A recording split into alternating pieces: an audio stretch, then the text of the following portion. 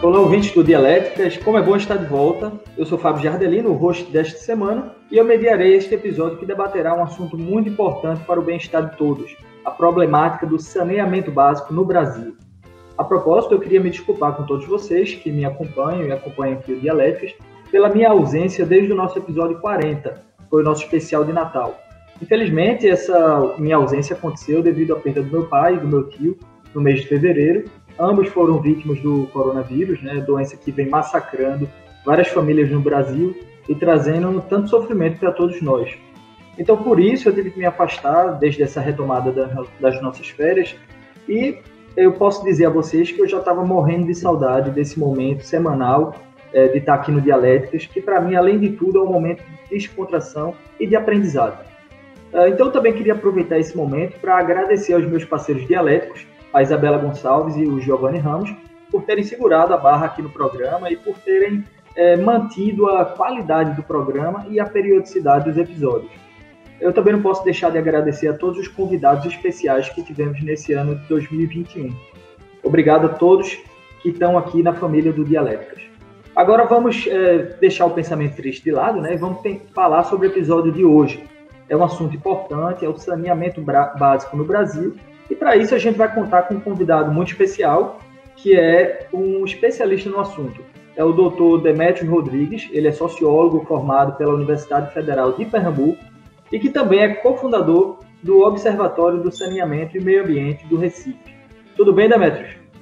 Fala, Fábio, beleza? E participando aqui com a gente, né, a nossa menina prodígio, doutoranda em comunicação pela Universidade Johannes Gutenberg, da Alemanha, a Isabela Gonçalves. Olá, Fábio, olá, Demétrios, um prazer estar com vocês aqui hoje e muito feliz, Fábio, de você estar de volta aí no Dialéticas. Bom, na nossa tese, o Demétrios vai fazer a tese e ele vai falar sobre um artigo de sua própria autoria, intitulado O Mapa das Parcerias Público-Privadas em Saneamento no Brasil, uma análise comparada entre 2006 e 2017, e foi publicado pela revista chilena Polis em 2018. Então, vamos à tese. Tese.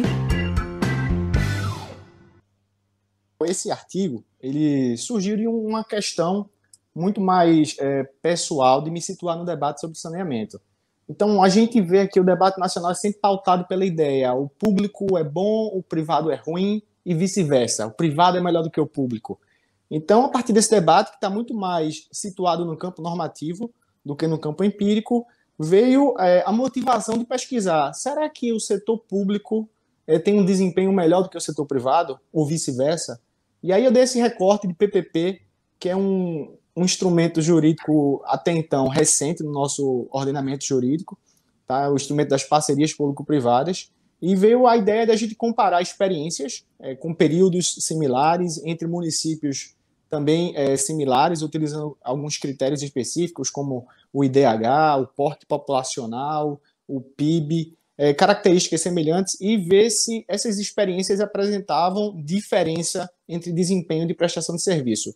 E a gente montou uma base de dados super interessante e até então inédita no Brasil sobre as PPPs especificamente de saneamento. Então, nesse paper, a gente, para termos técnicos de comparação, a gente utilizou um teste T de amostra emparelhada e a gente conseguiu observar que, a despeito desse debate entre público e privado, não existe diferença significativa entre o desempenho do setor privado, através de PPPs, nem do setor público, através da gestão pública, seja ela municipal ou estadual.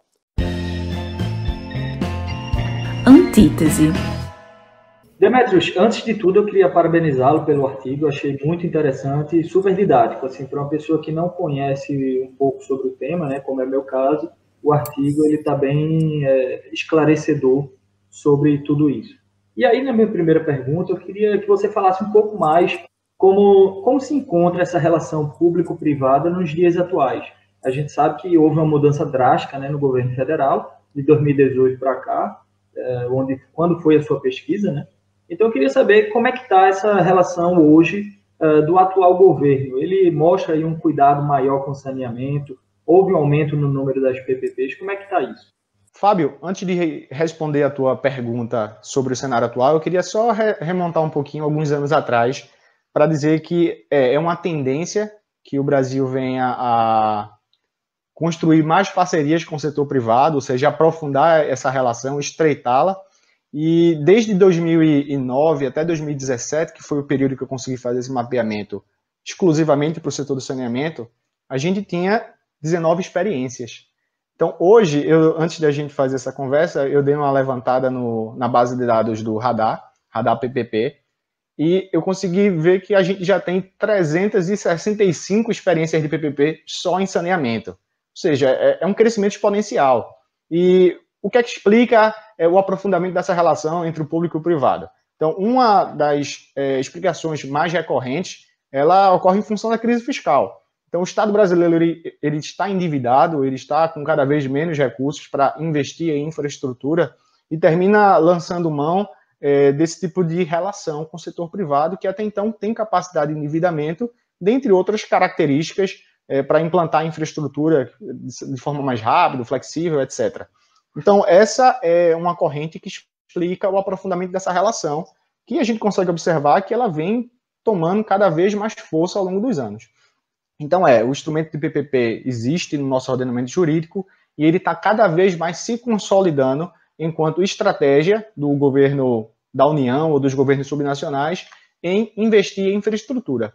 Então, isso é um ponto marcante aqui no Brasil, sobretudo, que vem favorecendo cada vez mais a construção de experiências de PPP para infraestrutura. E dentre elas, saneamento, que é uma das nossas infraestruturas mais defasadas, vem sendo contemplado com isso aí. Então, a gente observa que, principalmente no ano de 2020, o ano da pandemia, esse número ele teve uma retração. Então, 2020 é um ano de inflexão, não só para a economia, como para o setor de infraestrutura, como para as políticas sociais. Então, é um problema sério. Então, em 2020, em função da crise econômica, principalmente, o setor privado ele se retrai e ele passa a celebrar menos contratos de concessão. Mas a tendência no cenário atual, com esse governo, é que esse número apenas cresça. O Estado está cada vez mais se retraindo do seu papel de promotor de infraestrutura, muitas vezes também de promotor de políticas públicas e deixando isso a cargo do setor privado. Agora, Bela, tem alguma coisa a complementar da fala do Demetrios? Tenho sim. Na verdade, o Demetrios ele falou muito bem e eu adorei o artigo dele justamente por isso que você comentou, Fábio, de ser um artigo muito didático para quem não é da área. E ele traz uma perspectiva histórica. Ele chegou a falar, por exemplo, no artigo que o plano de parcerias público-privadas, na verdade, a gente acha que é uma coisa liberal, mas quem fez isso começou no governo Dilma, né? O plano das parcerias público-privadas, que aconteceu em 2015. E agora, no final de 2020, se eu não me engano, teve o marco legal do serviço de saneamento básico no Brasil, que foi sancionado pelo governo Bolsonaro. E aí, novamente, você tem aí um aumento de tendência de privatização mesmo e de tendência de mais participação privada no setor de saneamento básico. E aí, esse grande problema, né, a grande crítica nesse marco legal do Serviço de Saneamento Básico do Brasil, que foi sancionado pelo governo Bolsonaro no ano passado, foi a dificuldade para a renovação de licitação das empresas municipais e estaduais que já estavam com os contratos já. Dificultou um pouco isso. Então, você vê aí uma tendência maior em aumentar a privatização desse setor. Eu não sei exatamente se eu sou muito crítica à questão da parceria público-privada. Nesse caso, Fábio, embora você saiba da minha posição de ser muito a favor de serviços públicos no geral, porque a gente tem um problema muito, muito grave de falta de acesso de água e serviço de esgoto no Brasil. Então, às vezes, eu acho melhor ter um investimento, mesmo que seja privado, para que a população inteira tenha acesso a esses serviços, porque, querendo ou não, é um direito humano, do que não ter, ficar dificultando e atrasar isso, né? Verdade, Bela. Eu acho que realmente eu fico numa posição meio dividida. Eu também tenho essa posição mais estatal da coisa, mas eu fico um pouco dividido. E eu também não conhecia muito bem a realidade, né?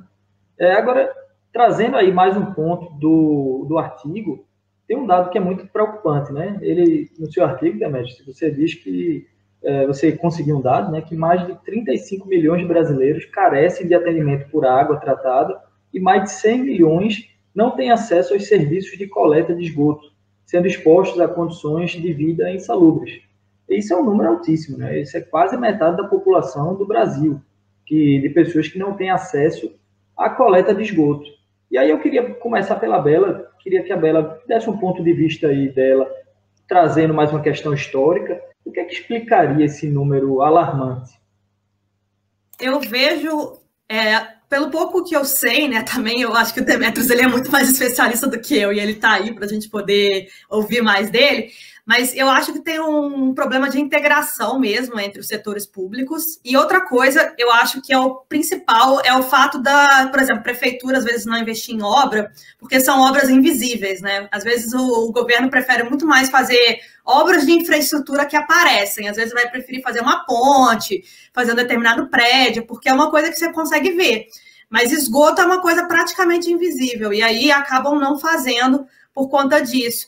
Mas, no final das contas, é muito importante você investir, principalmente em questão também de tratamento de água, porque aí, quando você não tem o tratamento de esgoto, vai poluindo os rios, e os rios começam a ficar muito desvalorizados, as áreas de rio. Eu não sei se tem, por exemplo, uma área de rio no Recife, mas em Juiz de Fora tem um rio lá, e era para ser um lugar bonito, que as pessoas vão para poder passear, mas como é um rio poluído, acaba que essa área é super desvalorizada no ponto de vista imobiliário. Talvez se tivesse um tratamento do rio interessante, você tivesse lá, na verdade, uma valorização daquela área, igual você tem nos rios da Europa, por exemplo, onde eu moro aqui tem um rio do lado, e é tratado e tal, então as pessoas usam o rio como área de lazer, e os lugares próximos do rio são mais caros do que os lugares que não são próximos do rio. Eu quis trazer essa pergunta com você, Bela, justamente porque você é uma pessoa também como eu de fora, né? E você trouxe um ponto que é exatamente o que eu penso. Como é uma obra que passa dentro da terra, né? As pessoas não veem a obra, então os governos preferem não gastar dinheiro com aquilo. Isso é verídico, Demetrios? Você que é o especialista aqui. Fábio, especificamente esse ponto que vocês estão comentando, esgoto é uma obra enterrada, então não dá visibilidade. Logo, não existe interesse político em fazê-la. É uma ideia que sempre me incomodou no nível das ideias, né? Me provocou, na verdade. E é uma questão que eu tentei respondê-la na minha tese. Então, a gente sai um pouquinho do artigo. Mas é uma questão que me trouxe muita motivação para explicá-la. E, de forma resumida, eu faço a antítese a vocês, né? Eu termino discordando dessa assertiva, que não se faz obra de esgoto, porque é embaixo da terra. Não se faz obra de esgoto porque, na verdade, a população consegue resolver o seu problema de esgoto imediatamente sem esgotamento sanitário. Ou seja, ela cava uma vala, a vala leva o esgoto para o canal, para o rio, e a população resolve o seu problema imediato, sem custos, sem precisar pagar. Por outro lado, se for necessário implantar a obra, o esgotamento sanitário, a população vai precisar pagar pelo serviço. Então, isso gera um custo para a população que termina favorecendo o comportamento individualista. Então, as pessoas evitam se engajar em ter acesso a esse serviço público, porque ele já é custo.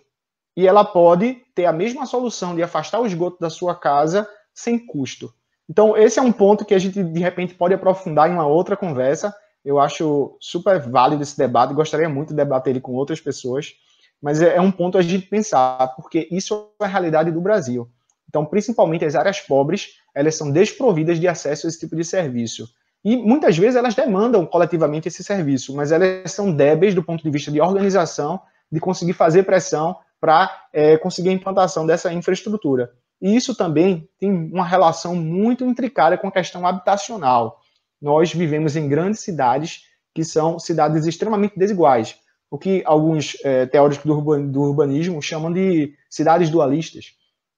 Então, esse modelo de cidade que a gente está acostumado a viver no Brasil, ele é extremamente segregado. Então, áreas de baixa renda, em geral, não têm acesso a esse tipo de infraestrutura urbana. Bela, tu quer trazer um complemento? Eu queria, na verdade, também, eu queria perguntar, na verdade, o Demetrios, você falou que a população às vezes não se engaja na questão do saneamento básico, porque é muito mais interessante para ela fazer a obra para não ter custo, né? Só que aí, ao não fazer essa obra, ela está poluindo os rios diretamente, de certa forma, né? Então, na verdade, o grande problema do Brasil, na verdade, tinha que ser uma discussão até mais ampla que o saneamento básico, né? Seria um saneamento até ambiental mesmo, porque O fato de só 49% do esgoto do Brasil hoje ser tratado, isso é muito problemático para o Brasil, porque a gente está poluindo a água, sendo que a água é commodity, e desvalorizando, né, uma série de áreas por conta dessa poluição. Você acha que o saneamento básico, a discussão em relação ao saneamento básico, ela deveria ser ampliada para algo mais ecológico e sustentável? Bela, sem dúvida. Então, eu acho que a discussão do saneamento ambiental ecológico, ele passa primeiro pela discussão do direito à cidade, que é algo que a gente ainda não resolveu no Brasil. E só para reforçar o que eu tinha colocado aqui, da perspectiva que eu defendo, porque as áreas pobres têm uma certa debilidade em demandar coletivamente esse serviço, é aquela lógica do benefícios individuais, prejuízos coletivos. Então, muitas vezes o indivíduo ele cria a solução individual dele e a baixo custo, ao passo que uma solução coletiva traria maior custo para ele. Então, num contexto onde as nossas instituições públicas são débeis, termina predominando o que a gente chama da ação racional no sentido egoísta.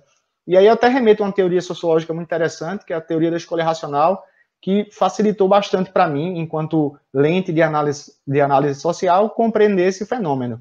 E aí eu consegui entender, principalmente analisando as áreas pobres do Recife, qual era basicamente o padrão de comportamento de lideranças comunitárias e principalmente residentes dessas áreas pobres em não demandar esse serviço coletivamente, mas demandar a nível de protesto, mas não com os seus cabos eleitorais. Isso não entra na agenda governamental, tá entendendo? Então, esse é um ponto. Então, me colocando na tua pergunta agora, que eu estava fugindo um pouquinho, isso é uma discussão muito mais ampla e que, infelizmente, muitas vezes ela é tão ampla que ela se perde. Então, o direito ao saneamento básico, ao esgotamento sanitário, à água, está muito ligado ao direito à cidade, e que é, por sua vez, um ponto de complexidade mais amplo ainda. Bom, agora continuando nesse tema, que o tema do saneamento ele vai envolver também a pergunta que eu vou fazer.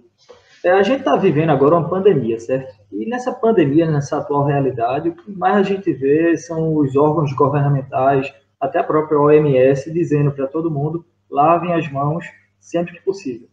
Agora, os brasileiros, a maioria deles não tem acesso a essa realidade. A gente sabe que não tem água encanada em vários lugares do Brasil e mesmo onde tem, a água falta, né? Então, eu queria, Demetrios, que você novamente trouxesse aí um comentário sobre essa realidade em tempos de pandemia. Gente, esse é um ponto central. Acho que Fábio, como um bom recifense, conhece bem.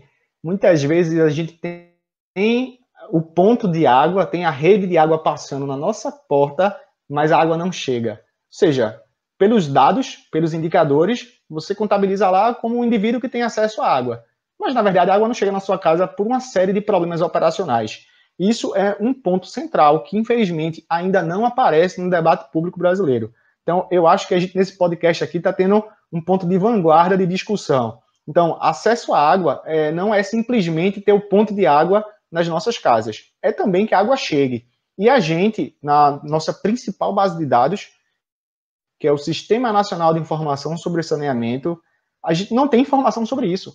São informações com muitas lacunas. Então, o PNAD vem fazendo esse levantamento recentemente.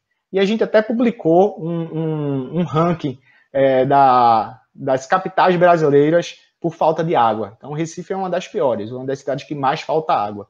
Isso é um ponto central. Então, num cenário de pandemia, catástrofe mundial, o básico que a gente precisa para fazer higiene como uma medida de profilaxia, né, para evitar o contágio da doença, a gente não consegue ter. E qual é o resultado?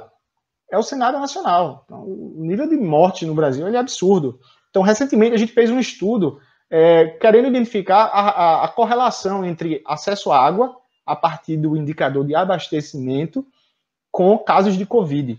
Então, a gente consegue encontrar uma correlação flutuante ao longo do tempo, no qual cidades que têm menor índice de acesso à água, a partir simplesmente do indicador de ter o ponto de água na sua casa, elas tendem a ter menos casos de Covid. Ou seja, quanto maior acesso à água, menor o caso de Covid. Só que isso é uma relação muito frágil, pelos dados que a gente tem. Quando a gente passa a inserir outra variável aí, que é a variável de frequência de falta de água, aí os dados passam a fazer mais sentido. E a gente consegue ver claramente esse perfil entre acesso à água, não somente ao ponto de água, mas a água efetivamente na sua torneira, e casos de Covid. Então, quanto maior o acesso à água no Brasil, para as capitais brasileiras, que foi o estudo que a gente fez recentemente, menor a taxa de casos e menor a taxa de letalidade de Covid.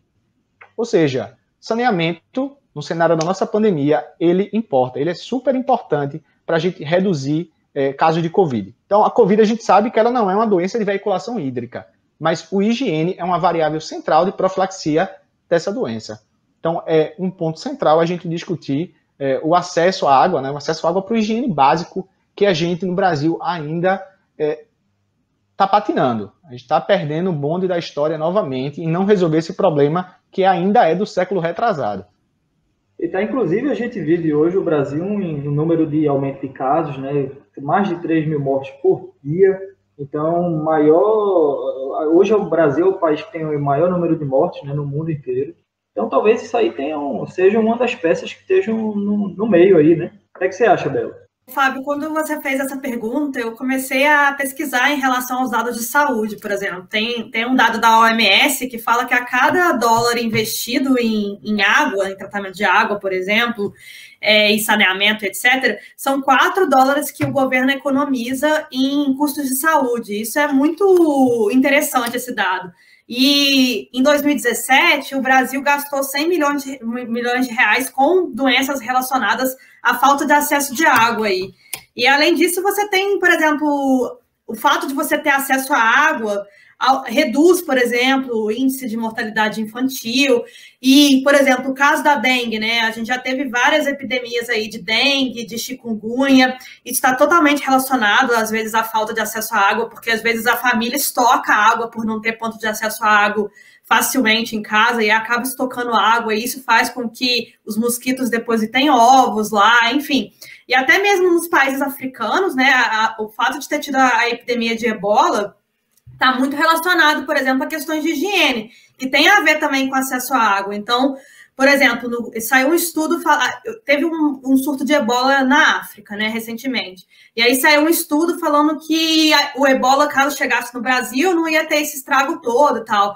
Mas se uma grande parcela da população brasileira não tem acesso à água, será que não tem esse estrago todo? Eu fico me perguntando quando eu leio esse tipo de notícia. Com certeza, eu acho que teria sim um estrago grande, assim como o Covid está tendo, né, um estrago grande no Brasil.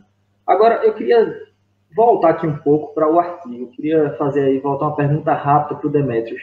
A ideia toda do seu artigo, você vem na conclusão de que são inconclusivos os resultados no sentido de afirmar se o modelo de PPP na gestão do serviço de esgotamento sanitário é superior ou inferior ao modelo de gestão pública estadual ou municipal. Mas você também afirma que os resultados dessas parcerias não são melhores do que as gestões públicas do serviço.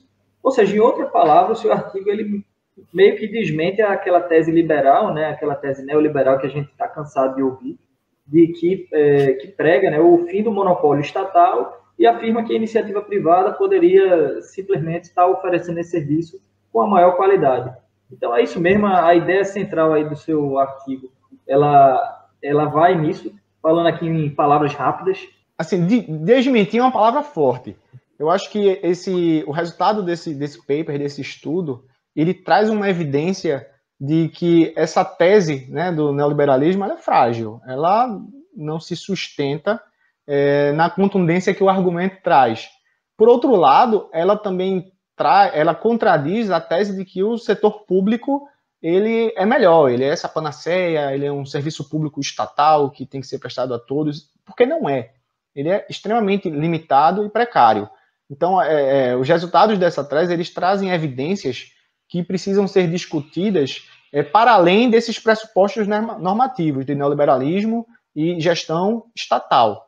Porque a realidade que a gente tem hoje no Brasil, ela não é nem boa para o setor privado, nem boa para o setor público. Eu diria que ela é o pior dos dois mundos. E eu acho que o microcosmo que melhor representa essa realidade é aqui, novamente, em Recife. Eu falo muito de Recife, né? Mas aqui a gente tem a Companhia Pernambucana de Saneamento, que é uma empresa pública, estatal, e ela não atende a maioria dos bairros de alta renda, porque eles adotam soluções individuais, porque o serviço público é muito ruim, e ela finge que atende as áreas pobres da cidade, que são as áreas que têm menor capacidade de pagamento. Então você tem um serviço que nem atende a quem pode pagar, a quem tem renda para isso, e você finge que atende quem não tem renda. E aí a gente vive uma situação caótica aqui na cidade do Recife. Então, hoje mesmo, a gente tem um calendário em alguns bairros de 15 dias sem água para um dia com água. Cara, não tem cisterna que sustente essa quantidade de dias sem água. Não tem balde, caixa d'água extra juntando que dá certo para isso. Então, a gente precisa ainda atualizar esse estudo, trazer mais casos para conseguir ter evidências robustas para saber, no Brasil, o setor privado ele vem contribuindo para a universalização e o setor público ele vem tendo um desempenho razoável para atingir a universalização, para garantir esse direito humano. A gente, com os dados que a gente tem hoje, a gente não sabe. Por dois fatores. Primeiro, o setor público ele é muito deficitário. Ele não atende a população, né? Muito frágil. Segundo, o setor privado no Brasil, no setor de saneamento, ele é quase inexistente.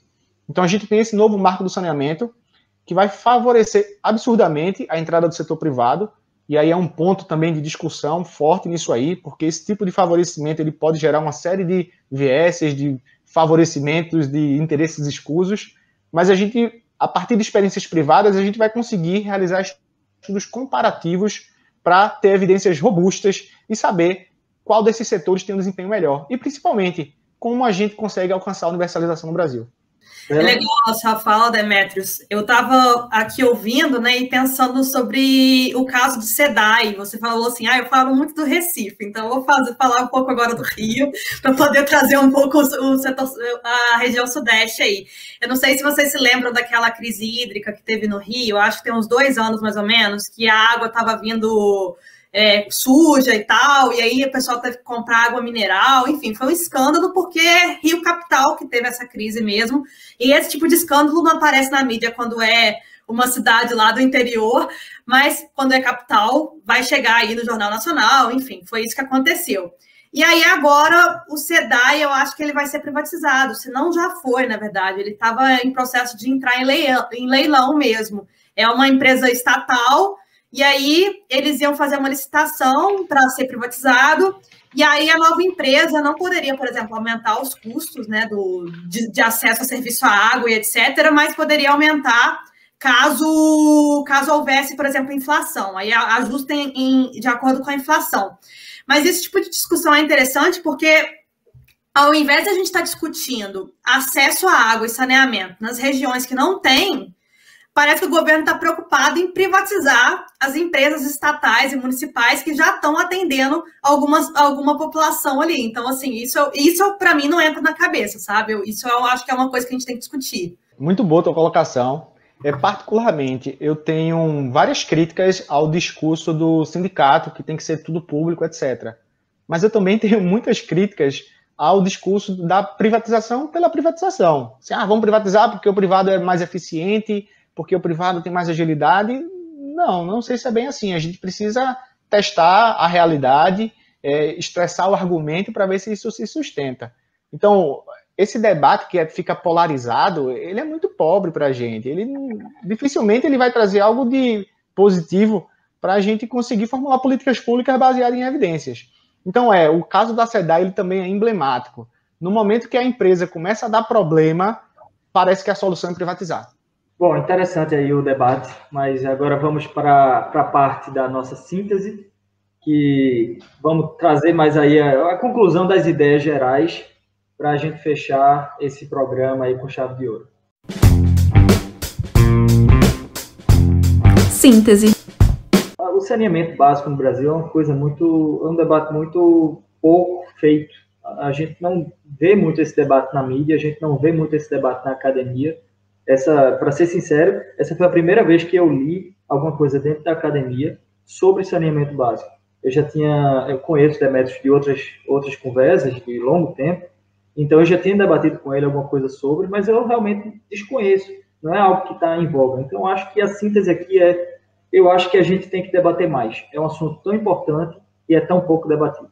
Pessoal, como síntese do trabalho que foi apresentado, eu gostaria de salientar mais uma vez que não existe caminho fácil para a gente universalizar o saneamento básico no Brasil. Isso é um desafio ainda que a gente precisa se deparar e, principalmente, pensar ele a partir de evidências, pensar a partir da realidade, e não daquilo que a gente acha que deve ser, sem os devidos meios para cumprir o nosso ideal. Então, leia um artigo, o mapa das parcerias público-privadas no Brasil, tá? É uma análise comparada, é bem interessante, e o resultado final não existe hoje diferença significativa entre o desempenho de parcerias público-privadas e do setor público, seja municipal ou estadual. Então, o que a gente precisa pensar qual a melhor estratégia para universalizar saneamento? É pelo setor privado exclusivamente? É pelo público? É pelo público, pelo privado? Bem, não sei. A gente precisa estudar e debater isso, principalmente baseado em evidências.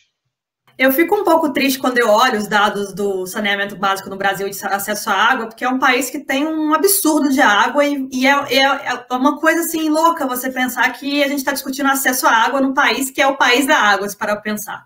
Mas enfim, já que a gente está nessa realidade e está discutindo, também é importante pensar no saneamento básico como um problema da pasta do meio ambiente também, né? Porque se você não tem tratamento de esgoto, por exemplo, você está poluindo rios. E o processo de despoluição do rio é muito mais caro do que a prevenção da poluição do rio. Então, pensar na ideia do saneamento como prevenção de poluição é essencial hoje, ainda mais em um mundo em que os países estão cada vez mais preocupados com essas questões ambientais. Então, até para o país se posicionar mesmo enquanto líder internacional, ele vai ter que pensar, sim, em questões de poluição, em questões ambientais, porque isso vai ser muito olhado na questão de estabelecimento de parcerias comerciais mesmo, globalmente.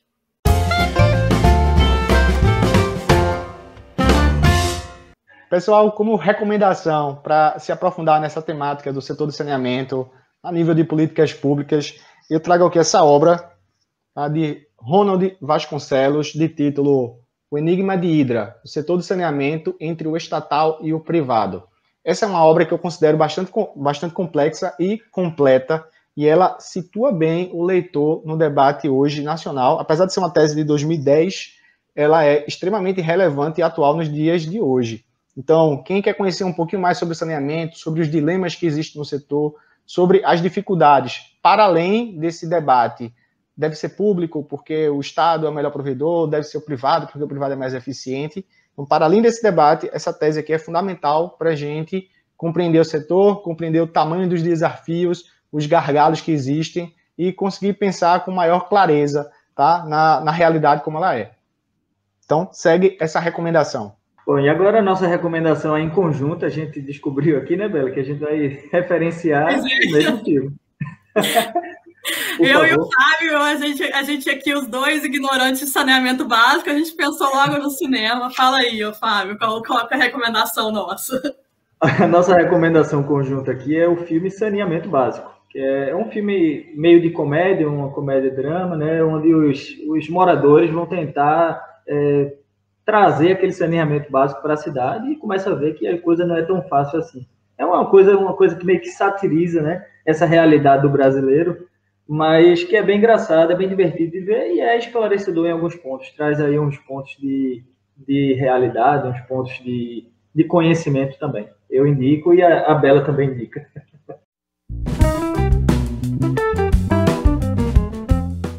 Como você já sabe, nós do Dialéticas agora disponibilizamos em nosso site www.dialéticas.com a seção Agenda Dialéticas, uma página onde você pode acompanhar dicas de revistas acadêmicas e congressos que ainda estão com suas chamadas abertas para artigos e congressos e, bom, toda a vida acadêmica. É uma área que foi criada por nós três, é uma área totalmente colaborativa, então se você souber de algum call for paper que ainda esteja aberto, esteja aceitando submissão, entra lá, envia sua sugestão e deixa a sua ajuda, né, para a nossa comunidade acadêmica. E a propósito, o destaque dessa semana é a chamada da revista Univap, abre aspas, comunicação social, várias plataformas e múltiplas vozes, do offline ao online, que está aberta até o dia 26 de abril. Então, se você está escutando esse podcast agora, e tem essa data ainda, entra lá e manda aí seu artigo, dá tempo. Agora o nosso programa vai chegando ao fim e lembrando que o Dialéticas ele é um podcast totalmente independente, produzido por brasileiros doutorandos em comunicação nas universidades da Beira Interior, em Portugal, e na Johannes Gutenberg, na Alemanha. Roteiro, gravação, edição, distribuição e gestão das redes sociais são divididos entre os integrantes do projeto. Então eu chamo aí a Bela para dar tchau.